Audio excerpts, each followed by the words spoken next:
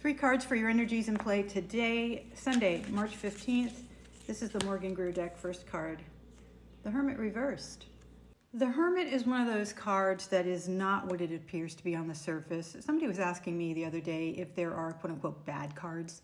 There are no bad cards. What matters is the way you filter it through your frame of reference. So if I wanted a card to read in a very literal way, like the Death card, for example, then I would have to set that intention before I read it. If I wanted to read the Hermit as a literal hermit, then I would have to have some opinion about what it means to be solitary that was negative or had a negative connotation to it. That's not the way I read this Hermit card.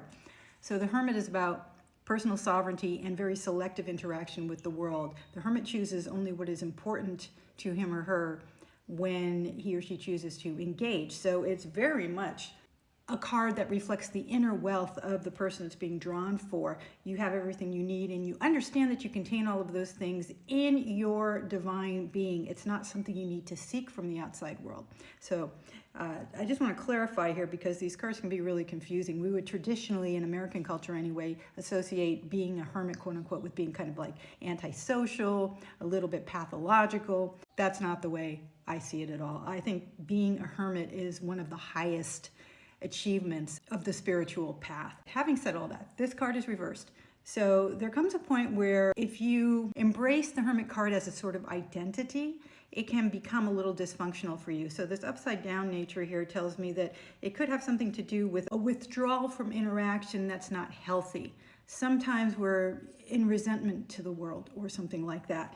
And so we're kind of pulling our energies out of it because we haven't solved some impasse within ourselves. Notice this Hermit, I'll turn it upright for a second. Notice that the Hermit carries a Merkaba in his lamp. A Merkaba is a soul vehicle. It's an energetic field of 2 spinning, what are they, tetrahedrons, I think, spinning in opposite directions that surround your physical form. And if you know how to use it, you can transport yourself into other realities. So the Hermit, in his upright and healthiest state, can choose to go anywhere he wants to because he has everything at his disposal. But upright, he's using that Merkaba more as kind of something to keep him stuck in place. So this is a suggestion to look at yourself and say, okay, is my isolation, is this really reflecting my inner sovereignty, my absolute mastery of my own boundaries? Or is this something where I'm hiding? Am I avoiding something that I know contains the potential for my own growth, but it feels scary? I feel like I'm not ready, like I don't have the equipment or the skills to negotiate this. So it's a very fine line there, but it just suggests that we should parse that out, sit with that a bit, and find out what's true. And we can always test that by going out in the world and seeing what happens. So let's see what card number 2 has to say. Second card is the Queen of Swords reversed. Yesterday, you'll recall, we were talking about there's this conversation you need to have, something that needs to be addressed, and having the clarity to be able to speak the truth, and also having to be very careful about the way that truth is delivered. And I feel like the Queen of Swords here is hesitating. That's why she's reversed.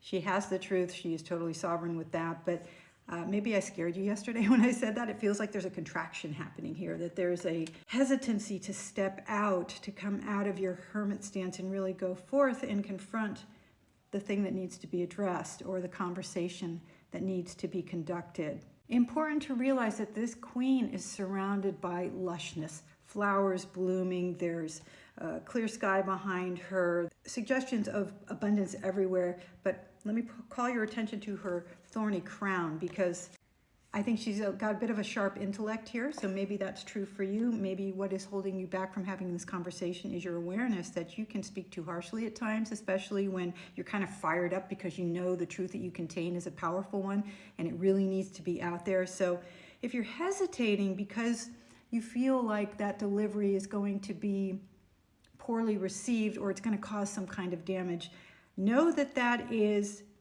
a correct impulse to pause, not to stop, but to pause and evaluate before speaking. But in the end, the truth always needs to come out. It's built that way. So at some point, this queen has to right herself and ride into battle, so to speak. Here I go with the metaphors again. Let's see what card 3 has to say about it all. And the third card gives us the Sun, and it's also reversed. So 3 reversals today.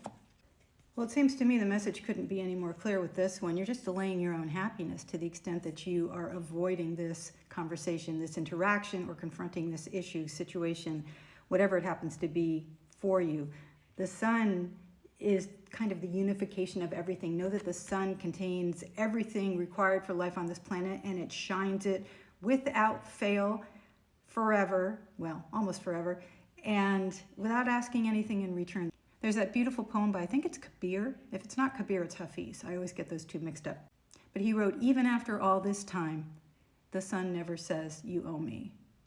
So this is telling me that your slightly dysfunctional hermit state is caused by your hesitation over having the conversation. And all it's doing is delaying your happiness. It's keeping you from really basking in the abundance that is available to you. And in a way that constitutes the kind of self-betrayal I always like to harp on, because we're so good at trying to be good in the eyes of others and then kind of withholding our own light. We don't allow ourselves to shine because we're too busy managing other people's opinions or their own emotional experiences.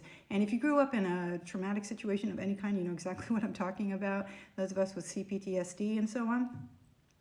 We spent our lives learning how to keep the people around us happy. As a result, we betrayed ourselves and we didn't allow our sun to shine, and that's why it's reversed here. So it's time to confront the situation carefully, of course. It's good to hesitate. It's good to pause and make sure you're coming from truth. Make sure you're coming from a place that's not egoic, that's not self-serving, other than to stand in your own truth and in your own sovereignty with appropriate boundaries. Because a lot of times the ways we betray ourselves have to do with allowing our boundaries to be a little bit too permeable, allowing our hermit stance to become a reaction rather than our lived reality day to day.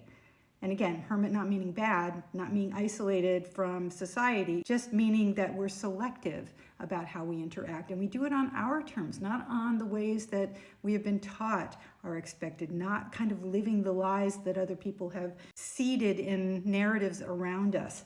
So the hermit knows exactly what he wants and when he wants it, and that's when he goes after it. So don't let the hermit become a knee-jerk response. Live it from a place of empowerment and from intensity, because to be solitary and know the richness of that is one of the most empowered states that you can live in. Like I said, I think the hermit is a state of advanced spiritual achievement. So that's it for today. Like, follow, and share, and I'll see you tomorrow.